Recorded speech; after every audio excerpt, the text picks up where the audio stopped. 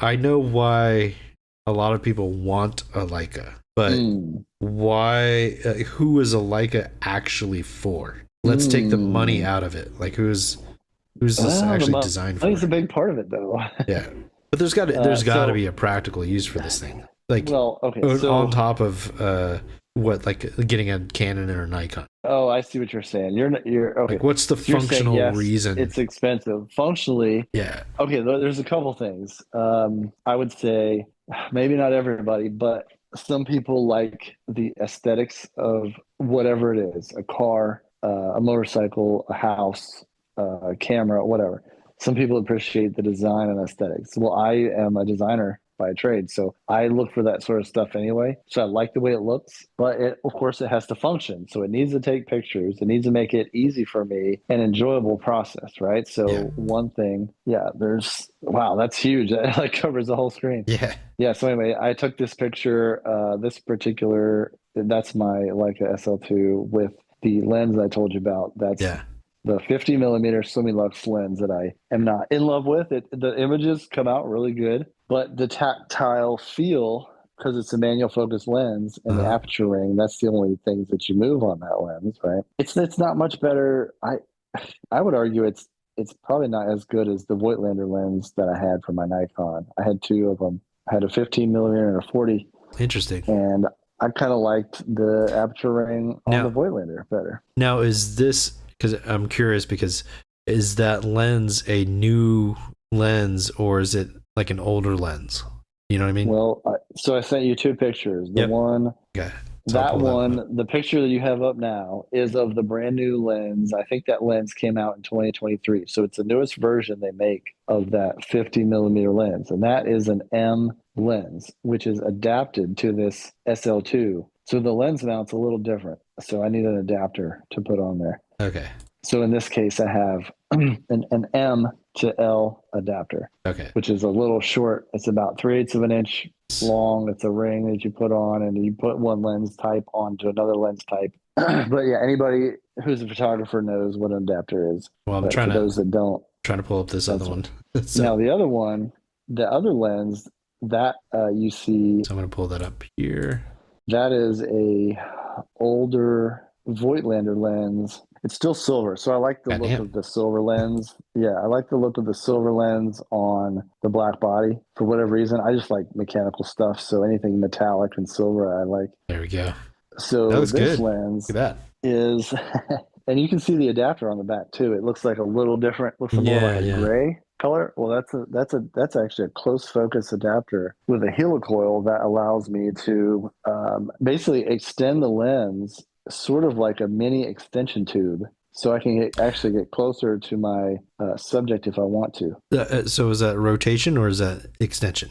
That little piece you see on the Yeah. back, that you can put your finger on and rotate it around, Okay, okay. That's what, and it pushes the lens out like a quarter of an inch. interesting. Okay. And believe it or not, I can get almost a foot closer to my subject than Just with that I was before, just with quarter that. of, Yeah. okay. Wow, that's So crazy. it almost cuts. So as it rotates, it extends, if that makes sense. The Yeah, yeah. helicoil is built into that. But anyway, that is actually a Chinese adapter. If nobody's tried it, they want to. I'm sure if you're in the M community, you know, but it's Light Lens Lab makes it, and Light lens lab. Light Lens Okay. Lab. They make some cool stuff Yeah. for cameras, and they're Chinese. It's a Chinese company. So if you have an aversion to Chinese and you're only buying German, well, then that's fine. Yeah. But I wanted to try this. But anyway, that lens that's on there is a Voigtlander lens from 2008, and it's a 35 millimeter 1.2, which is really fast. It's a wide aperture.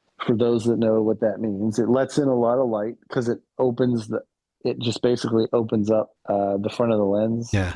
The way it's designed lets more light in than most lenses. They're usually not 1.2.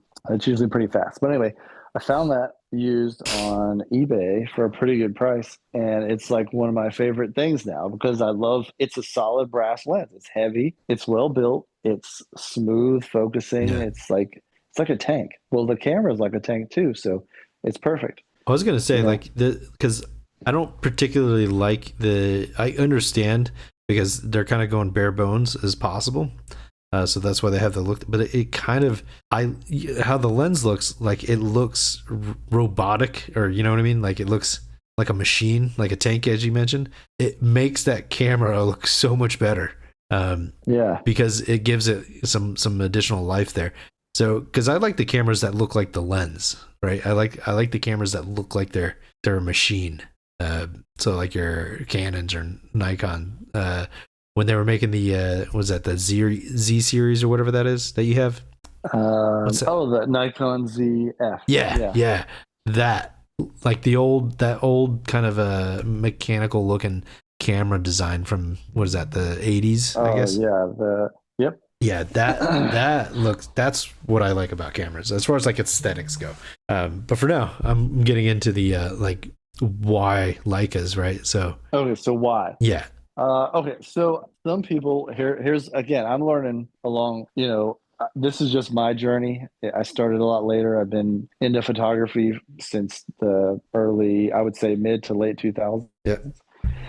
Right. So it's been almost 20, 20, roughly 15 to 20 years that I've been into it. And, ever since I heard about Leica way back in the day, I always wanted a Leica M3 film camera because I started out shooting film. I just sent you a picture of that lens. So this is the same lens that you were looking at mounted on Leica. You can just now see the front element and see how it says 35, 1.2, a spherical, whatever. Yeah. But I took that picture the other day and just so you can kind of see the front of the lens. But that's pretty cool. It's a beautiful lens. Yeah, it's solid. It's heavy. That's actually a great picture because it looks like that should be in the advertisement for this thing. Shot in a studio, yeah. Well, I'm a photographer.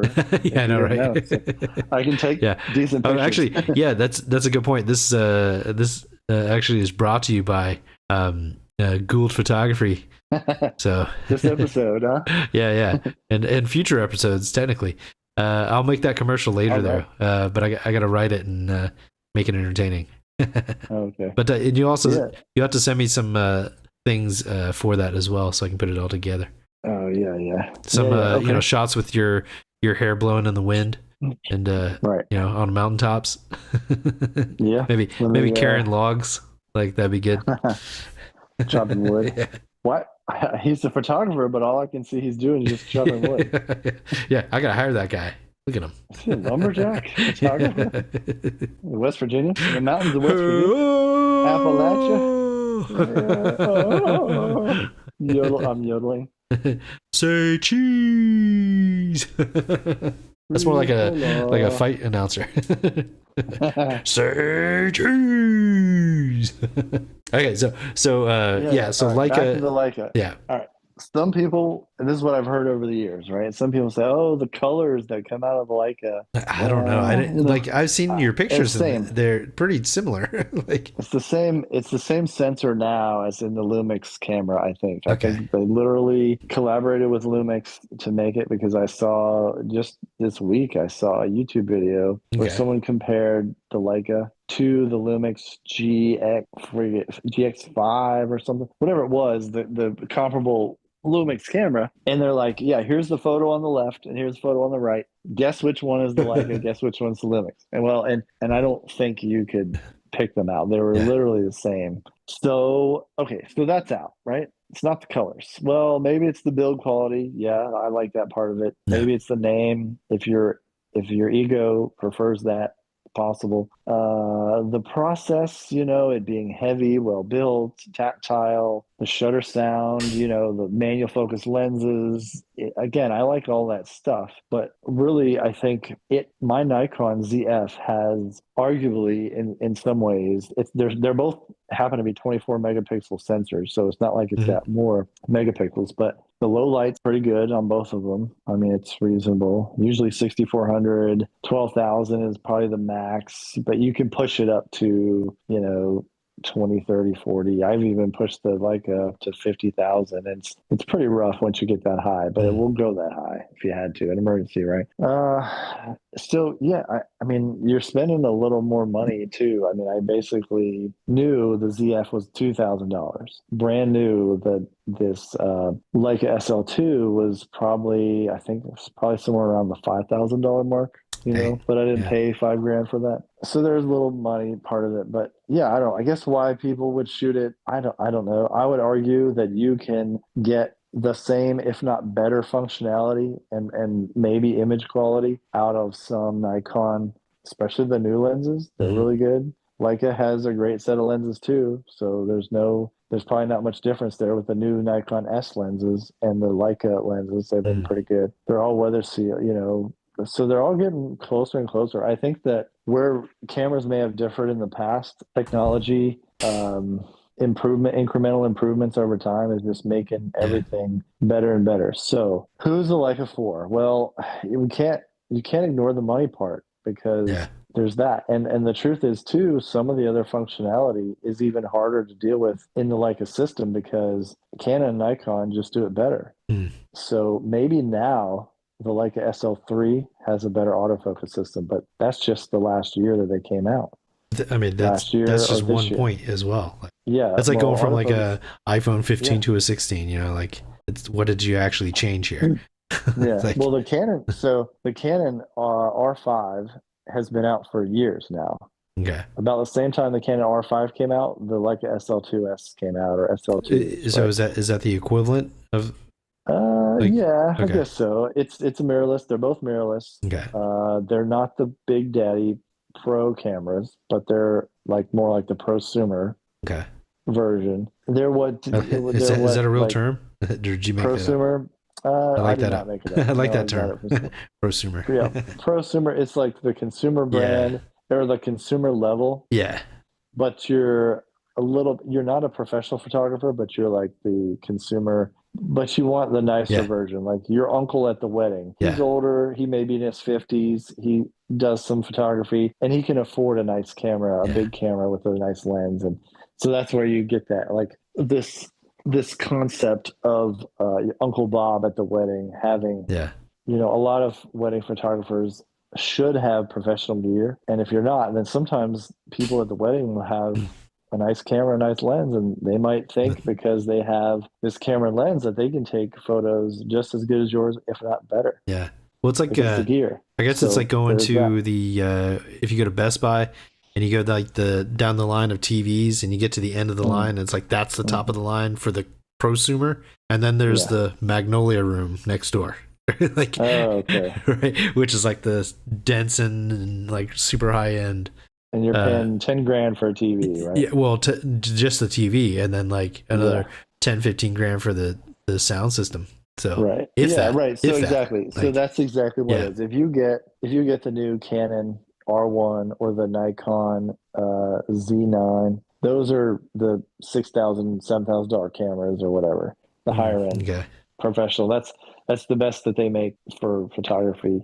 yeah, Sony A1 Mark II, those are great. Again, another $5,000 or $6,000 for yeah, those cameras, and the corresponding lenses. So you got to get the best lenses, and yeah. each lens costs, 1,500, $2,000 roughly per lens. Well, I mean, when you're spending that much money, like, Yeah, if you're getting stuff function, like you should be getting what you want, but like the best. mm. If you're already Yeah, and spending you that would much, you would think like, that, but I've found that with the Leica system, it's not quite there yet. They're behind the eight ball. They're behind Canon and Nikon for sure on a lot of stuff. wow, The that's image crazy. quality is fair. I'll give it that. And it's decent. It's definitely you can't take anything away from Leica's image quality. The Yeah, M10s are pretty good. The sensors are. Dynamic range is usually pretty good. All that ISO performance yeah, as of late is really good. Their new sensors and their new EVFs and all that, like the SL2 EVF was really good, arguably better than some of the competition.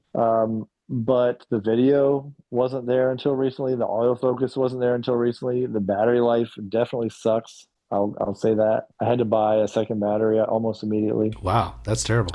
because I can shoot multiple days on the Nikon ZF with that battery. And I have two batteries Just for a the stock Nikon battery. too. But yeah, like I could shoot all day. When I went to Japan, I didn't have to charge a battery Oh, yeah. every day. And I we were might going all over the place. Yeah, we were out all day. Now I Yeah, wasn't shooting all day, but I was definitely had the camera out all day. Now yeah. I don't think I could do that with a Leica with one battery. I wouldn't want to chance it. Dang. Two batteries, yeah, get me through the day, a full day, and then you're back to charging them both at But the still, hotel. that's not very good. Like when you're spending that much Nah, money, That should have a Yeah. much better battery in there. Oh, and the batteries cost $200 a piece That's insane. to buy a new one from Leica. Yeah. Yeah. So it's, yeah, Well, I so actually, it's at this funny point, enough, I it have a seems new like M battery. it's well, it seems like I think unless you got so much money to blow, it doesn't matter. Like Canon and Nikon seem to be the way to go there. Yeah. If you want, if you want great lenses, a reasonable price, yeah, then go there. But you're spending more. I mean, in some cases, you're spending double or triple to get a Leica M, or I mean, the SL. Even if you buy a new Yeah. SL3, I think it's like 7 grand Yeah, but or whatever. it even seems like just even if I had the money, my best options are Yeah. still going to be Canon and Nikon. Like, Right. like Yeah. So you can still spend 6 or 7 grand on a Canon, but you're going to get the top of the line Canon or Nikon. yeah, In the Leica system, like you're that's kind it. of on the lower end Yeah. because you may not know, but there's a Leica M, there's a Leica SLs, there's a Leica S system, which is a medium format, and there's a bunch of other cameras on the lower end, which are kind of like point and shoots. It's called the QL or something like. I don't even know about those, like the Yeah. Q, the QL. Those are more like fancy point and shoot cameras. Uh, So really, the SL seems to fall somewhere in the middle, okay. maybe the middle to lower end, because you still have the M's and you still have the S's Yeah. system in the Leica lineup, Okay. and you're going to spend a lot more for those. Yeah, and it just doesn't seem like even if I had the money, like it doesn't seem like it's Yeah, because I don't but I don't like how they look. So already it's like why would I get that when I could get the Canon or Nikon equivalent and maybe lose something, but it's probably going to be negligible. Yeah, it just seems like that would be the way to go.